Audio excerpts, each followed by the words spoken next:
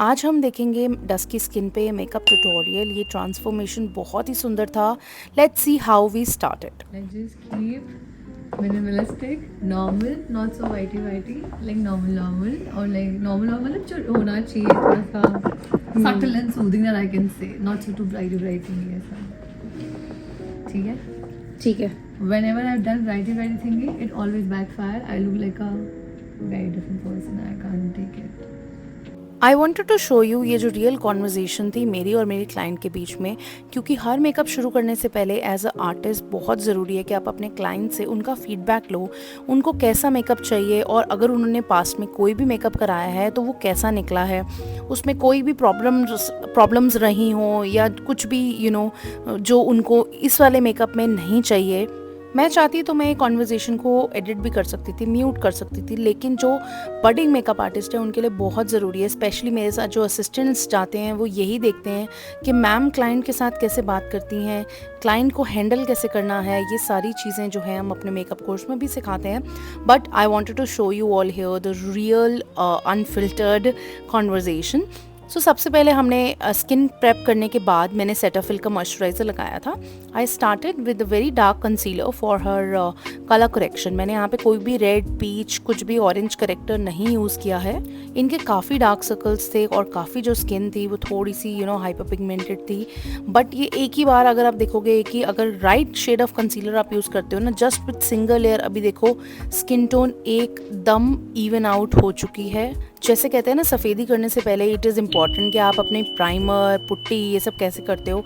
Therefore for makeup also it is very important कि आप अपनी स्किन का जो फाउंडेशन है, जो बेस है, वो आप कैसे बना रहे हो। क्विकली मैंने पूरा कंसीलर को वापस से ब्रश से करा क्योंकि मुझे एक बहुत ही थिन लेयर चाहिए था। उसके बाद I started applying this foundation.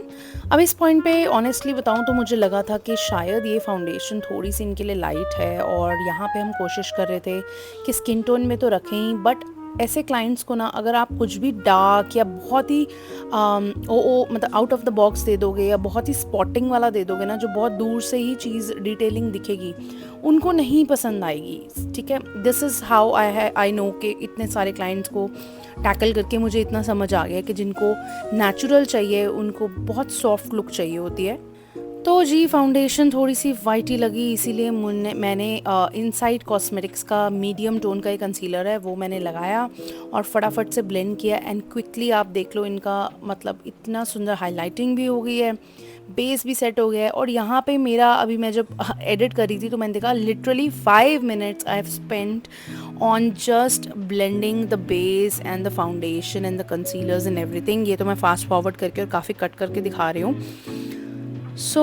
बहुत बातें कर रहे थे हम लोग, एक दूसरे के करियर के बारे में डिस्कस कर रहे थे। Then we were talking about my son and I was talking, she is actually a teacher, तो फ्रीलांसर टीचर आप बोल सकते हो। Now we started with a blush और यहाँ पे मैंने बहुत ही कम जो है मैंने ट्रांसलूसेंट पाउडर लगाया था बिकॉज़ इनके अंडर आइज़ में काफ़ी रिंकल्स थे, काफ़ी बहुत स्किन पतली थी, तो उसकी वजह से मैंने बहुत कम अंडर आइज़ में और पूरे फेस पे वो लगाया था ट्रांसलूसेंट पाउडर। ब्लश और हाइलाइटर ये सब करने के बाद I quickly moved on to the eyes. अब डस्की स्किन बोलूँ या मीडियम बोलूँ इन पे, और इनका आउटफिट भी आप देख लो, डे वेडिंग थी। By the way she is the bride's sister, so she of course she was the only sister, she wanted to look very beautiful. So मैंने चूज़ किया था थोड़े रस्टी अर्दी टोन्स, और उसके बाद अभी आप सोचो कि मैं फिंगर से क्या कर रही हूँ क्योंकि दिख तो इतना रहा नहीं है, बट मैं फिंगर से एक शिमर शेड लगा रही थी जो कि थोड़ा सा रस्टी कॉपरिश डार्किश उसमें था।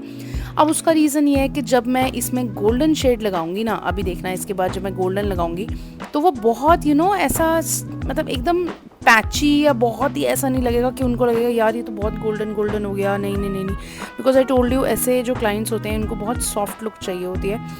और मैंने अंडर आई में भी सेम ही आई शेडो को ब्रश से ब्लेंड किया था। Then I quickly went over with this lip liner. आपको प्रोडक्ट से रिलेटेड कोई भी क्वेश्चंस हो, anything that I can help you with, please write down कुछ भी स्टेप्स, एनीथिंग। और you can also follow me on my Instagram. काफ़ी questions, मैं इंस्टाग्राम में एक्चुअली मैं काफ़ी एक्टिव हूँ और वहाँ पे 1-on-1 कॉन्वर्जेसन बहुत ईजिली हो जाती है। Then I am using my favourite kajal. आप सबको पता है, नहीं पता है तो कमेंट करो। मैं देखती हूँ कि जो मेरी पुरानी ऑडियंस है इंस्टा की, यूट्यूब की, डू दे नो कि मैं कितने सालों से काजल यूज़ कर रही हूँ and I absolutely love it. इससे अच्छा काजल मुझे आज तक तो कोई नहीं लगा। Then smudge smudge smudge smudge smudge, और ये मेरी एक ट्रिक होती है जो मैं कंसीलर ब्रश के साथ पूरा अंडर आई को स्मूथ आउट करती हूँ। ये अगेन थोड़ा सा ना इफेक्ट को दबा देता है, मतलब वो ब्लैक ब्लैक बिल्कुल वैसा नहीं लगता, थोड़ा सा सॉफ्ट हो जाता है। This is another trick that I do. फिर हमने मस्कारा लगाया, she wanted no lashes and I was super happy with it. मैं भी किसी को फोर्स नहीं करती कि आप लेंसेज लगाओ, आप लैशेज लगाओ। Then her favourite lip shade is Charlotte Tilbury की पिलो टॉक। एंड अगर मैं पिलो टॉक को डायरेक्ट यूज़ करती तो ऑफ कोर्स मैं इनको भी कह रही थी कि आपको डायरेक्ट यूज़ नहीं करनी चाहिए। इट लुक्स वेरी बहुत ही फेड आउट सा देती है। For this dusky skin it is not a good choice. So हमने ओवरलाइन किया, लिप लाइन यूज़ किया, then we filled it with the Charlotte Tilbury shade and you can see the final look. I hope you guys like this video. Make sure you subscribe to my channel.